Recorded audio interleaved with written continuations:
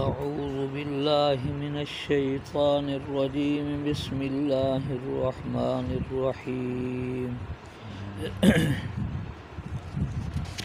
يا أيها الذين آمنوا كونوا قوامين لله شهداء بالقسط ولا يجرمنكم شنآن قوم على ألا تعدلوا اعدلوا هو أقرب للتقوى واتقوا الله إن الله خبير بما تعملون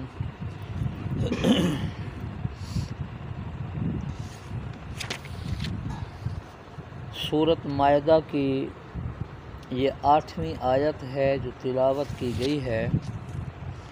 اس سے پہلے اللہ تبارک و تعالیٰ نے جو احکام بیان فرمائے ہیں وہ تقریباً عبادات ہیں اور جن کا تعلق انسان کی اپنی زندگی سے ہے کہ عبادات اس طرح انجام دینی ہیں۔ اس آیت میں اللہ تبارک و تعالیٰ نے ہمارے قومی ملی عدالتی نظام کے بارے میں ایک ہدایت دی ہے۔ چونکہ اسلام بین الاقوامی دین ہے، کسی محدود زمانے کے لیے نہیں، محدود لوگوں کے لیے نہیں، ساری انسانیت کے لیے، ہمیشہ جو انسان بعد میں آتے رہیں گے ان سب کے لیے ہے۔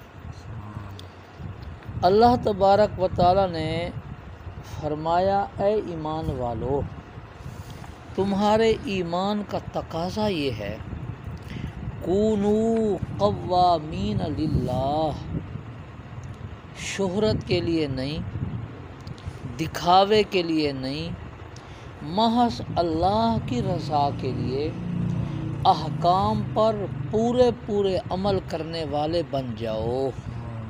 قوامین للہ، ہر حکم کو اللہ کا حکم سمجھ کر اس پر عمل کرنے والے بن جاؤ۔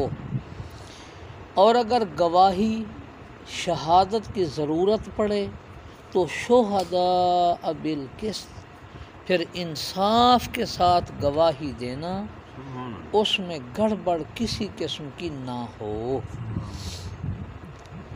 جیسے یہ آیت ہے بے عین ہی اسی طرح کی آیت، لفظوں میں تھوڑا سا فرق ہے، وہ پچھلی صورت کے اندر بھی گزری ہے، لفظوں کا تھوڑا سا فرق ہے، پیچھے بھی گزری ہے، وہاں بھی عدل و انصاف کے ساتھ گواہی دینے کا حکم ہے، یہاں پر بھی عدل و انصاف کے ساتھ گواہی دینے کا حکم ہے۔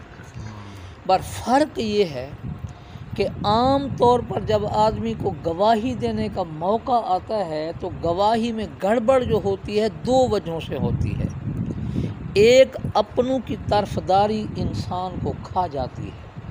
نمبر دو، غیروں کے ساتھ جو دشمنی ہے، دشمن کی دشمنی کی وجہ سے آدمی مخالف کی مخالفت کی وجہ سے کہ یہ میرا مخالف ہے، اس کے خلاف آدمی غلط گواہی دیتا ہے۔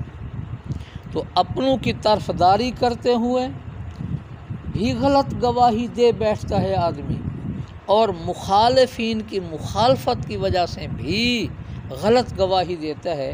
اس لیے پچھلی صورت میں جو آیت آئی وہاں اس کا مقصد یہ تھا کہ اپنوں کا لحاظ نہ کرنا، اللہ کے حکم کو دیکھنا، اپنے تمہارے اپنے ہیں اس میں کوئی شک نہیں، لیکن اللہ کے حکم کو دیکھنا، وہ تمہیں گواہی دینے کے لیے کہہ رہے ہیں، گواہی ٹھیک دینا۔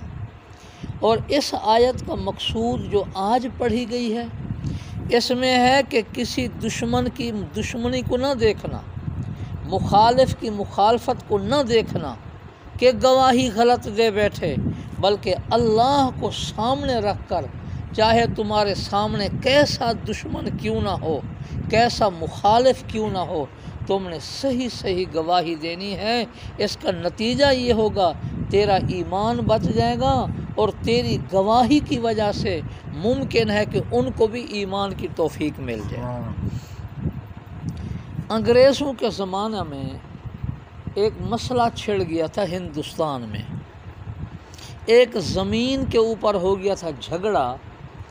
ہندوؤں نے کہا یہ ہماری زمین ہے، اور ساتھ ہی انہوں نے کہا بھی ہماری زمین ہے، اور اس کے ساتھ انہوں نے بات یہ کر دی، کیونکہ مسلمان بھی کہہ رہے تھے یہ ہماری زمین ہے۔ ہندوؤں نے کہا ہماری زمین ہے، ہم زمین لیں گے اور اس پر مندر بنائیں گے۔ مسلمانوں نے بھی اعلان کر دیا یہ ہماری زمین ہے، ہم لے کر اس پر مسجد بنائیں گے۔ اب دونوں دعویٰ کرنے والے ہیں، دونوں کے پاس کچھ ثبوت بھی تھے، مقدمہ چلا گیا عدالت میں۔ آگے جج جو ہے وہ انگریز تھا، اس نے کہا بھی میں اب تمہارے درمیان کیسے فیصلہ کروں، تم نے تو دونوں نے اپنی اپنی باتیں کر رکھی ہیں۔ اس نے الگ بلایا مسلمانوں کو کہ تمہیں کوئی ایسا ہندو ہے آدمی جس پر یقین ہو کہ وہ سچی گواہی دے گا، میں اسی کی گواہی پر فیصلہ کر دیتا ہوں۔ مسلمانوں نے کہا ہمیں تو ایسا ہندو کوئی معلوم نہیں۔ ہندوؤں سے پوچھا گیا کہ تمہیں کوئی ایسا مسلمان معلوم ہے کہ تم کہو کہ وہ سچی گواہی دے گا، کسی کی رو رعایت نہیں کرے گا۔ یہاں اب مسئلہ آ گیا، مسلک کا مسئلہ، مذہب کا مسئلہ بھی آ گیا، اور عبادت خانے کی بات بھی آ گئی، تو اب کیا ہوگا؟ ہندوؤں نے کہا ہاں ایک آدمی ہے، ہمیں پورا یقین ہے کہ وہ جھوٹ نہیں بولے گا، وہ جو کچھ کہہ دے آپ فیصلہ کر دے۔ اس نے کہا تمہیں منظور ہوگا؟ ہندوؤں نے کہا ہمیں منظور ہوگا۔ انہوں نے کبھی بندے کا نام بتاؤ۔ انہوں نے اس زمانہ میں جو مولوی صاحب تھے، ایک مولوی الہی بخش صاحب غالباً ان کا نام تھا، ان کا نام بتلا دیا کہ وہ ہیں، وہ سچ بتلائیں گے۔ مسلمانوں کو پتہ چل گیا بھی ایک مسلمان کا انتخاب ہو گیا، اور ہے بھی مولوی صاحب۔ یہ مسلمان جا کر اس کو ملے کہ کل عدالت میں پیشی ہے، ایسے ایسے معاملہ ہے، تمہاری گواہی ہے، تو خیال رکھنا ادھر ہندو ہیں ادھر ہم مسلمان ہیں، اگر ہندوؤں کو زمین مل گئی تو مندر بنائیں گے۔ اس نے کہا دیکھا جائے گا۔ اس کے بعد جج کا آدمی گیا کہ بھئی تمہیں عدالت میں آنا ہے، ایک فیصلہ ہے۔ اس نے کہا میں نے تو زندگی بھر طے کیا ہوا ہے کہ کسی انگریز کا منہ نہیں دیکھوں گا، میں تو آ نہیں سکتا۔ اس کو آخر جج نے کہا بھی چلو تو آنا، میری طرف پشت کر کے کھڑے ہو جانا، تیری آنے کی وجہ سے مسئلہ حل ہوتا ہے۔ مولوی الہی بخش صاحب آ گئے۔ جب عدالت میں پہنچے، جج نے کہا زمین کے بارے میں اختلاف ہے، مسلمان کہتے ہیں ہماری ہے، ہندو کہتے ہیں ہماری ہے، آپ کے معلومات میں یہ کیا ہے کہ یہ کس کی زمین ہے؟ انہوں نے کہا یہ ہندوؤں کی زمین ہے۔ انہوں نے کہا سوچ کر کہیے۔ انہوں نے کہا ہاں مجھے جہاں تک معلوم ہے یہ زمین ہندوؤں کی ہے، مسلمانوں کا دعویٰ غلط ہے۔ جج نے کہا وہ تو مندر بنائیں گے۔ مولوی صاحب نے کہا ان کی زمین ہے، مندر بنائے، مکان بنائے، زمین ان کی ہے۔ جج نے فیصلہ کر دیا کہ یہ زمین ہندوؤں کی ہے، لیکن ہندوؤں نے بھی کمال کر دیا، زمین لے کر کہا کہنا ٹھیک ہے زمین ہمارے حق میں ہو گئی۔ اگر اسلام اسی بات کی تعلیم دیتا ہے ایسے سچ کی، تو ہم سب مسلمان ہوتے ہیں۔ جتنے ہندو آئے ہوئے تھے عدالت میں سب کے سب مسلمان ہو گئے۔ انہوں نے کہا اب ہم یہ زمین دیتے ہیں، یہاں مسلمان مسجد بنائیں، بلکہ ہم خود مسجد بناتے ہیں۔ تو جج نے، جو انگریز جج تھا، اس نے جو فیصلہ لکھا وہ یہ تھا کہ ایک مقدمہ میرے ہاں پیش ہوا، ایک فریق مسلمان تھے، ایک فریق ہندو تھے، اس میں مسلمان ہار گئے ہیں، پر ان کا اسلام جو مذہب ہے وہ جیت گیا ہے، مذہب جیت گیا ہے، مسلمان ہار گئے ہیں۔ تو اس نے یہ فیصلہ لکھا۔ تو دیکھو سچ بولنے کی اور صحیح گواہی دینے کا فائدہ یہ ہوا کہ اتنے سارے لوگ بھی مسلمان ہو گئے، زمین بھی مسلمانوں کو مل گئی، مسجد بھی تعمیر ہو گئی۔ یہ ہے سچی گواہی دینے کا معاملہ۔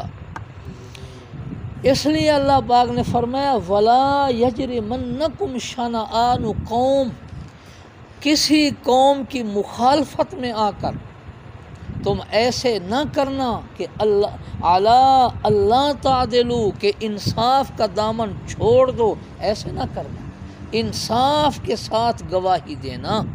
پھر اللہ پاک نے صاف لفظوں میں فرمایا اعدلوا، لوگو انصاف کرنا، هو اقرب للتقوی، یہ تمہیں پرہیزگاری کے قریب پہنچا دے گا۔ واتقوا اللہ، اللہ سے ڈرتے رہیو، چاہے عدالت کے کٹہرے میں کھڑے ہو، جج کے سامنے، کسی پنچایت میں ہو، کسی گلی کوچے میں گواہی دینی پڑ گئی، سچی گواہی دینا، جھوٹ نہ بولنا۔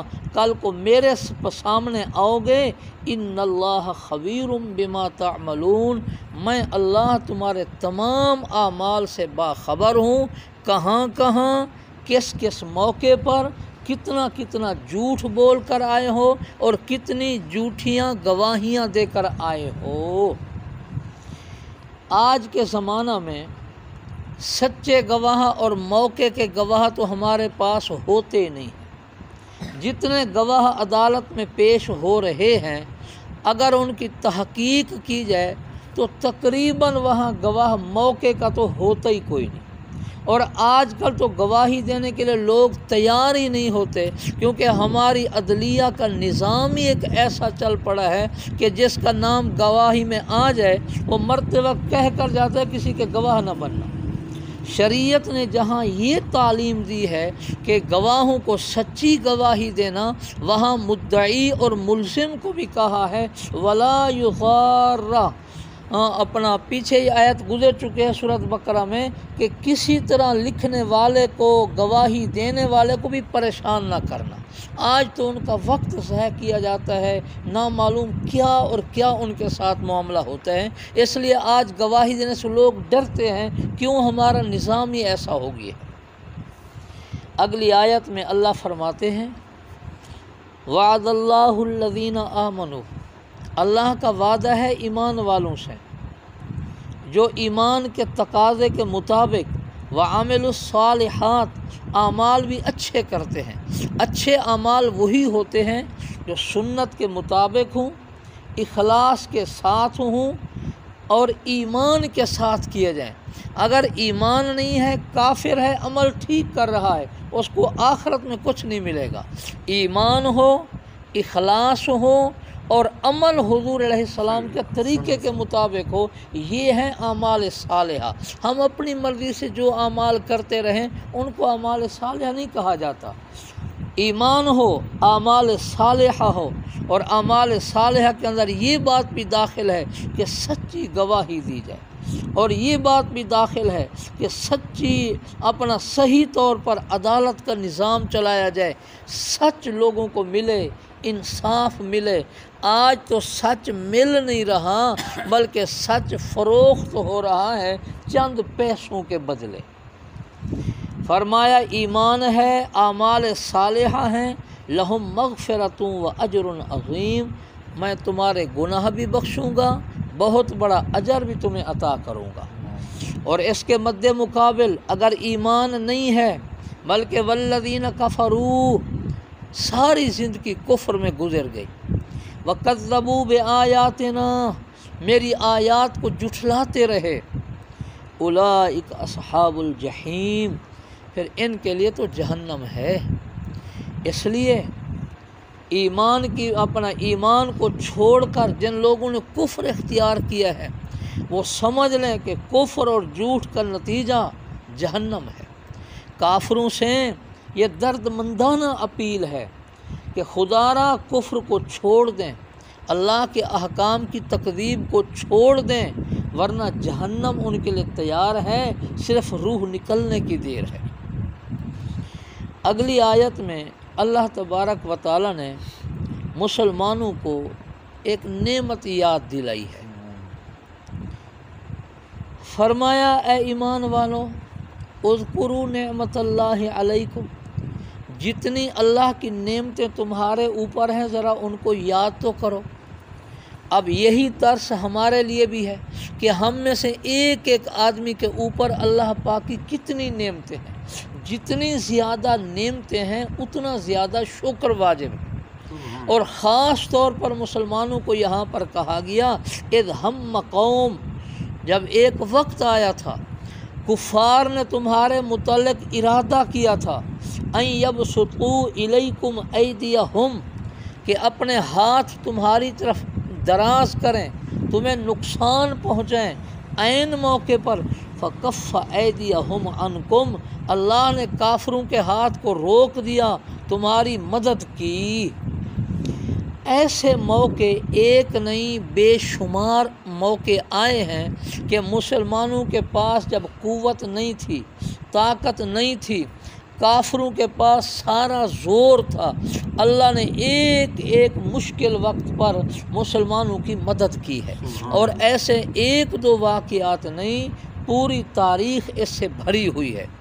ایک آدھ واقعہ عرض کیا جاتا ہے، ایک موقع پر حضور علیہ السلام ایک جنگ سے واپس تشریف لائے، صحابہ مختلف درختوں کے نیچے لیٹ گئے، دوپہر کا وقت تھا، ایک کیکر کا درخت تھا، اس کی ذرا سایہ اچھا تھا، حضور علیہ السلام کے لیے جگہ سیدھی کی گئی، جائے نماز وغیرہ بچھا دی گئی، آپ وہاں لیٹ گئے، آپ نے اپنی تلوار وغیرہ اٹھا کر درخت کے ساتھ لٹکا دی۔ مقامی آبادی کا ایک کافر آ گیا، اس نے آ کر آپ علیہ السلام کی تلوار پر پہلے قبضہ کر لیا، تلوار لے رہا تھا، اتنے میں حضور علیہ السلام کی جاگ ہو گئی، تلوار اس کے ہاتھ میں ہے، حضور علیہ السلام کو کہتا ہے من یمنعک منی، تمہیں آج میرے ہاتھ سے کون بچائے گا؟ حضور علیہ السلام نے کوئی خوف نہیں، کوئی ڈر نہیں، آپ نے فرمایا اللہ، میرا اللہ میری حفاظت کرے گا۔ لفظ اللہ کہنے کا اس پر ایسا اثر ہوا، ادھر غیبی طور پر جبریل امین آ گئے، اس کے سینے میں ایک زور سے مکہ مارا، ادھر حضور علیہ السلام نے لفظ اللہ کا جب بولا تو اس کے ہاتھ سے تلوار گر پڑی۔ اب آپ نے تلوار اٹھا لی، آپ نے فرمایا اب تو بچا، میرے ہاتھ سے تجھے کون بچائے گا؟ اب کہنے لگا آپ تو شفیق ہیں، آپ تو مہربان ہیں۔ آپ نے کہا اچھا بیٹھ جاؤ۔ آپ نے صحابہ کو بلایا، فرمایا ساری بات سنائی، فرمایا اس نے میرے ساتھ یہ کیا، میں نے اس کے ساتھ یہ کیا، جا میں نے تجھے معاف کر دیا۔ ہجرت والی رات حضور علیہ السلام کے متعلق دن کو قتل کرنے کے، قید کرنے کے منصوبے بنائے جا رہے ہیں، اللہ تبارک و تعالیٰ نے آپ کی کیسے حفاظت فرمائی۔ تو ایسے ایک نہیں بے شمار واقعات ہیں جہاں مسلمانوں کے پیغمبر کی اللہ پاک نے ان مشکلات میں حفاظت فرمائی اور دشمنوں کے ہاتھ کو روک دیا۔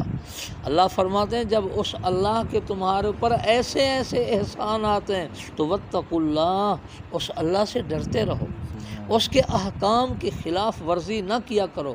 وَعَلَى اللَّهِ فَلْيَتَوَكَّلِ الْمُؤْمِنُونَ، ایمان والوں کو چاہیے کہ اللہ پر اعتماد رکھیں، ہر مشکل میں اللہ ہی ان کا ساتھ دے گا، اللہ ہی ان کی مدد فرمائے گا، جیسے پہلے ایمان والوں کی مدد فرمائی جن کا اللہ کے اوپر توکل تھا۔ آئندہ جس درجے کا توکل اور اعتماد اللہ پر ہوگا، اللہ کی مدد اتنی آئے گی۔ ہم سب کو اللہ تبارک و تعالی ایمان اور اعمال صالحہ اور توکل کی نعمتیں اور کفار کے حوادثات سے ہم سب کی حفاظت فرمائیں۔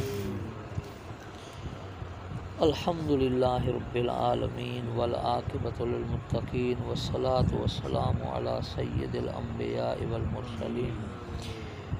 اے اللہ ہم سب کو ایمان کامل نصیب فرما، اعمال صالحہ کی توفیق عطا فرما۔ اے اللہ اگر موقع آئے تو ہمیں بھی سچی گواہی کی توفیق عطا فرما، اپنی نافرمانیوں سے ہماری حفاظت فرما۔ اے اللہ اپنا خاص فضل ہمارے اوپر نازل فرما، تمام بیماروں کو شفائے کاملہ عطا فرما۔ اللہم احسن عاقبتنا فی الامور کلہا واجرنا من خزی الدنیا وعذاب الآخرہ۔